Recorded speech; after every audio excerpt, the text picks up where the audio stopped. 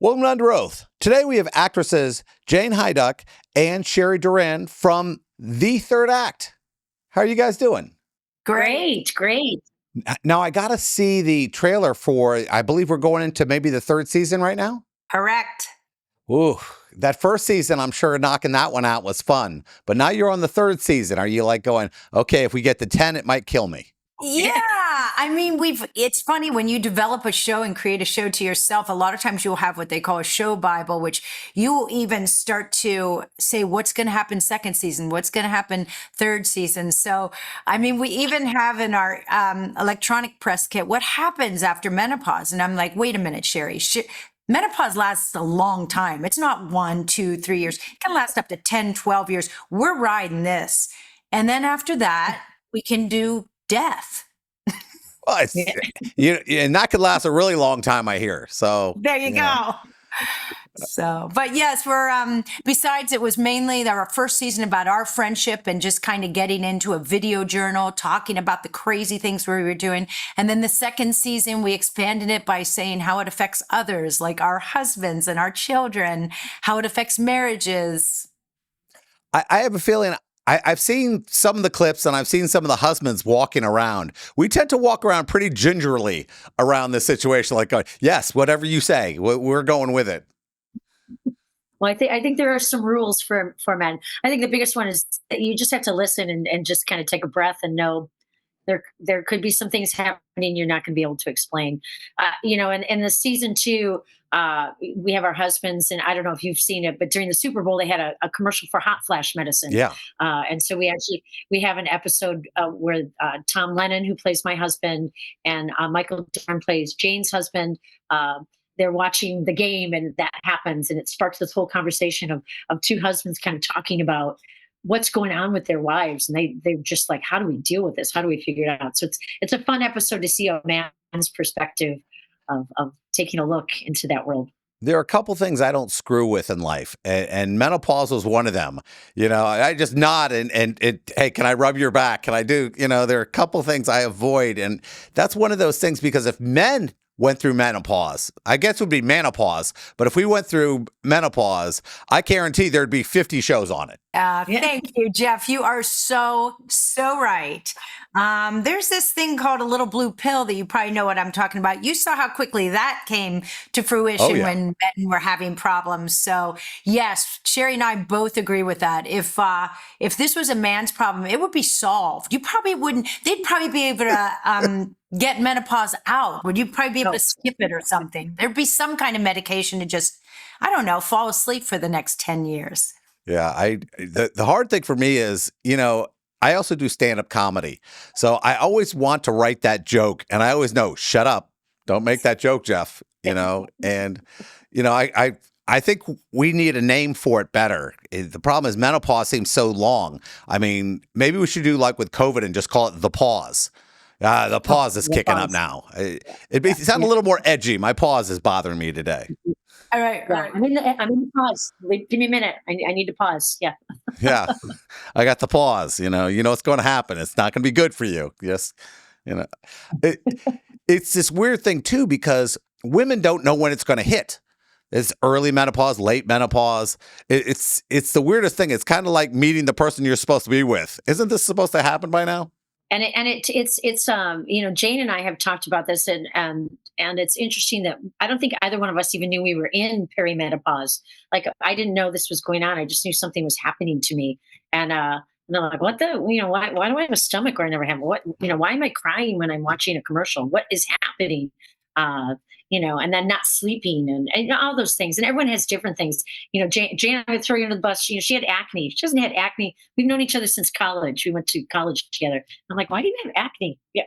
I mean, it's a slew of things. And it's just, I mean, you're exactly right. But I'm telling you, these future generations, as of 2 years ago, definitely 1 year ago, women will no longer, or men, be in the dark. I mean, people are talking about it. There's knowledge. Now there's so much that you're going to have to sift through all the crap, because everybody's jumping on the business part of it and wants to make a quick buck. But yes, it's crazy that your grandmother, my grandmother, our mothers never talked about this. No, I think about stuff like this. And the problem is, I think is because we think we're younger now. I mean, when you hit 50 now, you go, oh, I'm 30. Back then 50 was like cocoon. And now 50 is like, oh, we're cool now. I mean, you think that slowed it down? You go, wait a minute. I'm going through menopause. How old am I? I think we're not used to the age now that we might have been used to before. I think that's a good point. But I guess what I'm thinking about when you're writing shows, is there any joke that you wrote where you're going, oh, this is a good one, but we're not putting this one in? No. We have this one episode called Show Me Yours, and it is about being dry, and we're not talking the face or hands. And my partner and my on Lauren, who I play Josephine, she plays Lauren. I am right down there in her dry spot looking and telling her what's happening. So no, we do not. But I will tell you this, Jeff, we have gone to several shows and presented a few shows at a time. And we're like, oh, should we put Show Me Yours? And both of us go, yep. If we're going to cringe from this and that, you got to go there. If we're just going to have a little, oh, I'm a little hot. What's this show doing? It's just surfacey. We're going there, Jeff. Yeah. I mean, I know I know in the reality what happened. You'd look over to your husband and go, baby, I know this is going to sound weird, but could you? And he's going, no, I'm not doing it. I love you. I will gladly go out and mow the lawn before I inspect what's going on down there. Shari has this story. Go ahead, Shari. So we wrote that episode based on I was having some issues, and so I'm actually looking at my kitchen right now, and I remember running around the corner, and I'm going to my husband, honey, I need you to look. I need you to look at this, and he was like, "What are you doing? Like that thing's loaded for bear. What the hell are you doing?" And I'm like, "Just look." And I'm looking, and he's literally running from me through the house, going, "I am not looking at that. I don't. Stop it." I'm telling you, we are not built for that. We are built to go to war before we're built to do that. Yeah, my lawn looks fabulous. The lawn looks great. Yes. So, but so we wrote an episode about it instead. What was that line in Three Men and a Baby where the guy goes, "I'll pay you $1,000 to change that diaper"? I mean, that's exactly what would happen because we're just not. We claim to be such men, but when it comes to like stuff like that, we're like, la la la la. No. It's so weird how we can watch a friend die, but we can't go check out your bottom area. It's just crazy. Yeah. Well, Jeff, you were in the military, right? I bet that was easier than having to deal with menopause. I would think. I guarantee it. I go, just keep walking. If one of the part would have been like going, Jeff, this is going to be tough. You got to check out, Private Jane's special. No, I'm sorry. And I was a medic. I don't know. I don't know. Wow. Once you get to the third season, you're going, okay, how do we jump the shark on this one? Where you're going, okay, what's season 4? Who's the enemy in season 4? I mean, I can't even imagine what that's like. I think, with our second season, we expanded it with the families and that. And besides going through menopause, there's a lot of other things in a woman's third act, even men's, that happen. And it's could be divorce. It could be your kids going off to college. It could be you having to reconnect with your husband because now you're empty nesters. So we definitely have a lot of ideas where menopause will be there. It's always going to be there because even when women say they're out of it, you're never truly out of it. You may not have those crazy symptoms, but you're in it the rest of your life. So it's going to be about our third act and what we have to go through. And even men, I mean, being empty nesters, trying to reinvent yourself, What cuts me up is, I have to go through my material sometimes with my significant other, and we talk about stuff all the time. I can't imagine as you're developing this, you're talking to your family, you go, hey, what we're doing this on? We're going to do, this scene is going to be awesome. We're going to do menopause. And how many of your significant others said, please don't put me in this? Oh, my husband. Well, he's mowing the lawn. He's not doing any of that. I will tell a funny story. In season 1, we do an episode about marijuana. We thought maybe that would help us. And I went to my, I have a 23-year-old son who is a musician. He's a professional drummer. So I knew he would know about these vapes or whatever. the conversation, I said, wish we had filmed that. I said, okay, honey, I need you to show me how to use these, but I don't want to know how to use these. And he's like, what is happening right now, mom? And so he's sitting at our dining room table. He's showing me, well, because I said, do you light it with a lighter? He's like, no, no. I mean, it was hysterical. We're old. And Do we have a lighter? We're just so old now. yeah, We don't know. Do you Yes, like we this don't thing? Where do we put our finger over the hole? I mean, this is just so complicated we now. hit a button a couple times. I mean, it was very educational for me, but he was just not sure what was happening. The menopause was one thing, but now you're entering this. What's going to happen next? But he's been a good sport, and he actually does tell his friends about it. And he works in LA, and which is kind of funny. My mom's the menopause lady. So. Well, I have a great idea for both of you. I think it's going to be fantastic, and I think you're going to you're going to pay for the whole production, product Okay. placement. Okay. Oh, You get the lubrications, the type of marijuana, the medication. I mean, you won't even have to run commercials. I mean, they'll go. exactly. I mean, Exactly. we That's what companies we're looking spend for, stupid Jeff. money on this stuff. I think I've solved this issue. I love it. Yeah. We're on board with us. Thank you. Yeah, yeah. And that's what we'd love to do. And Jane and I even talked about, they have all these doctors' offices right now that are for women, just for women. Yeah. And I said, wouldn't it be great? First of all, to have all those, different things in our show. So, when you're sitting in that office, to watch the show, as opposed to watching, here's how to make a beet shake that nobody wants to make. I don't want to learn what my body fat is. I would watch this and laugh, and then I could really go in and talk to my doctor probably.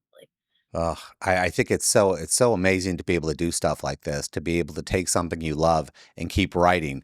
I remember Larry David saying that when they gave him the next season, he goes, God, I got to write 22 more episodes.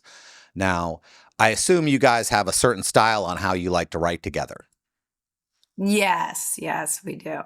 Yeah, it is. It can be overwhelming. One thing that makes it less is our episodes are 2 to 6 minutes. So we have to figure out how to create a story, beginning, middle, and end, and really close it up in a very short time.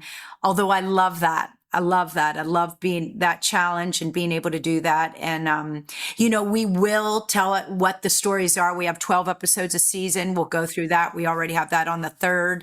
And then we start to say, okay, you write that, you write that, you write that. And then we bring it together. And I mean, it really is a partnership. We really say, okay, this didn't, and then we kind of work it together, the script. And I know you with stand-up are constantly writing and you're constantly listening to new things, and then you just got to try it out. And if it doesn't work, then it fails, and you kind of bomb a little, and then you have to try something else. Yeah, bombing a little. That's. I think that should be that should be the name of the show, bombing a little bit. But when I think the hard thing is, I've been able to. I also own a law firm, and one of my best friends I've been partners with for 28 years. And there's a time where we're like going, okay, we've spent enough time together today. I mean, you guys have been friends since college. Are you like going, okay, all right, do you want to go out this weekend? No, we've had enough love bonding over the last week. We do have a lot of Zooms in that, and we live far enough away that we don't get to see each other, but we're just so into working this show. So and now that we are doing press for it, but yeah, I don't think we're saying, okay, let's go out and drink. It's kind of like, no, we just got to work. And then, yes, you're right. And Jeff, I'm kind of amazed by the amount of work you do. Law, stand up. I know. Oh my gosh. Podcast. You're making me tired. I think you guys are from California. You guys know that, like, for actors who want to be directors and producers and writers, everything you want to do, you have to add in. You don't get to just stop what you're doing. So when you love something like this show for you guys, I mean, you're going, well, we're busy, but you know what? We're going to make the time for this. And suddenly you go, well, we have an extra 3 hours in the day we could do this, or an extra 5 hours. And that's a tough thing. And I think that you brought that up. This is an excellent situation. There's a lot of time with my daughter. She's getting a BFA degree from Florida in theater, and I'm trying to find time. I'm like going, I gotta go up and see her in school. I got to do these things. So every time I add another project on there, what technique do you use to tell your children, hey, listen, I love what I love. How do I make sure that I'm not taking away from you guys? I'll start with that one. So, my son graduated. He was going through. Actually, he was still in college when we started this hunting. Yes, he was. Um, and it is a hard line. It's a hard line because you Yeah, want to it's be the hard. parent. But I think there's also, we talked about it a lot too. He loved the example. He said, Mom, what I love most about you, and my husband's a musician, bass player. He said, what I love about you guys is how hard you work. Because if I learned anything from you guys, it's how hard you work. So we kind of have those conversations, and I'm lucky because he's in that world too. And I think with your daughter being in the arts, she probably gets it more than you think she does. Because I I always hope thought, she oh, I'm not spending does. the time. I hope she does because Yeah. sometimes I feel, and a lot of times people say this is a woman's question, but it's a huge men's question now because we don't have the defined roles that we used to have. Now we're like, her mother works, I work, and when we do things, it's Mhm. like, I'm constantly kind of feeling guilty a little bit about it, but I think she understands because I always try to include her in it. Right. I think Sherry hit it right there too. Said she's probably so impressed with you. And you know what it is with creating your own show is Sherry and I create our hours.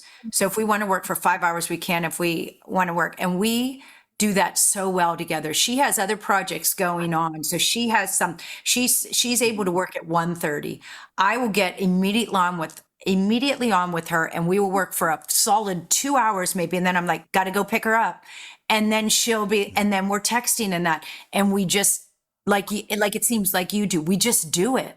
And when we're shooting, it's like we will get up at 5 in the morning and go through lines 2 weeks before we start shooting. And I'm telling you, when we get on that set, both her and I are we are so perfect on those lines that we barely can get any outtakes. We did outtakes this past season, and it's people will be like, oh, you should have done more. And I'm like, dude, Oh.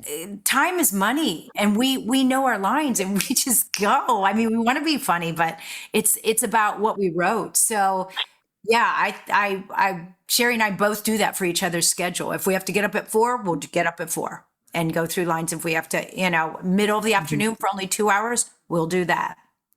I kind of laugh about this show when you ask me how I do it all. I'm amazed that I get to talk to such great people who are in the industry and different industries, and the self-help advice I get from you guys is amazing. Because now I'm like, going, okay, all right, include daughter more. This is the cheapest form of therapy that I possibly have. So I want to thank both of you. So where can we see the show now for everybody who wants to see it?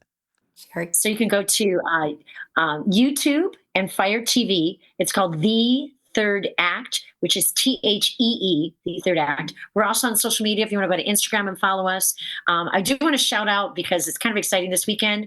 We're going to be screening at the National Menopause Show in Anaheim, California. It's a huge event. They're coming down from Toronto, this group. And we're the comedy. There's lots of doctors talking, but we're actually going to be on the stage showing, letting people laugh and kind of relax a little bit. They're going to love that part better than anything else. So, I'm sure they appreciate both of you coming. I can't thank you enough for talking. And I've never talked this amount of menopause in my life. And I think I'm going to put this in my material now. So I appreciate it. Hey. Thanks, Oh, I Jeff. hope you do. All right.